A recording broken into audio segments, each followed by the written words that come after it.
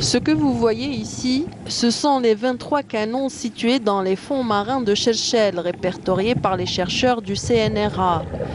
Nous sommes à Al-Hamdaniya, dans la wilaya de Tipaza, là où une opération de fouille archéologique a été lancée le 29 octobre dernier par le Centre national de recherche en archéologie. Donc c'est un travail en amont qu'on est en train d'effectuer dans le cadre de la construction du grand port, du futur port de Cherchel, Hamdaniya. Donc là, on est en train de faire un travail en amont. On fait des investigations, une reconnaissance, un diagnostic, un géoréférencement de tous les sites archéologiques. Donc à la fois subaquatique et terrestre. Une cartographie marine est actuellement en cours de réalisation, une première en Algérie, mais pas que. Une deuxième équipe a été déployée sur le continent afin de recenser tout le patrimoine archéologique. Jusqu'à l'heure, 7 sites ont été identifiés. D'après la première indication et l'identification, ça doit être le premier site qu'on a vu ce matin, ça doit être une fabrique de garum, c'est-à-dire une fabrique de sauce de poisson.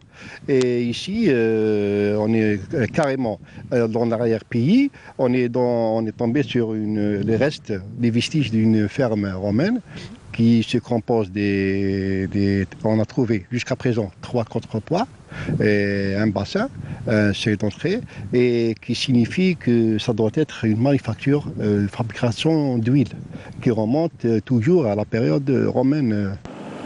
Mais avec la future réalisation du port d'Al-Hamdaniya, qu'adviendra-t-il du patrimoine découvert ? Donc maintenant, soit une intégration directe de ces vestiges dans le projet lui-même, comme le cas ailleurs, ça s'est déjà fait, soit de déplacer carrément, s'il y a une menace sur ces vestiges, éventuellement il y a une possibilité de déplacer dans une zone sécurisée en dehors de l'emprise du port. Il faut préparer tout le terrain et c'est-à-dire le logistique et les moyens pour transférer un éventuel transfert de ces canons-là d'un milieu marin, qui sont c'est-à-dire immergés depuis presque 3 siècles, et de les faire sortir, il faut c'est-à-dire prendre toutes les mesures nécessaires afin de préserver ces canons-là.